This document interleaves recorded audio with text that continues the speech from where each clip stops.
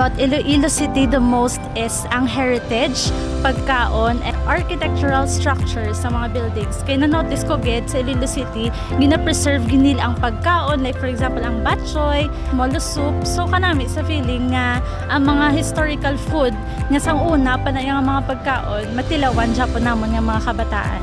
What I love the most is safe kaayo ang inyong city. And also the mode of transportation. Convenient, very easy to understand. Yung husband ko kahit na umuulan sa umaga, hindi siya nalilate. Namian gid ko sa Iloilo City kay bike friendly. Namiang kami sa Iloilo City kay matawhay, matahom, kag tinlo, kag ang river na mo, wala sang kalat. Namian ko sa Iloilo kay nami ang mga pagkaon kag mapinalanggaon ng mga Ilonggo. Nami gid sa Iloilo. Nami ang batsoy sa lapas.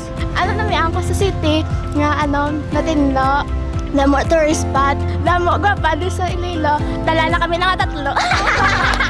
Gusto ko ang syudad kay damo sang esplanade, kag damo sang manami nga plaza nga pwede lagawan sa akong pamilya. Manami gid ang syudad sa Iloilo City. Kay matahom ang mga plaza kag matinlo ang mga dalan. Oh, what we love most about Iloilo, I think bukod sa food, yung people. They are so friendly, hospitable. Talagang babalik-balikan mo siya. Love Iloilo! Iloilo! Ang nagustuhan ko sa Iloilo is ang place then ang foods dire.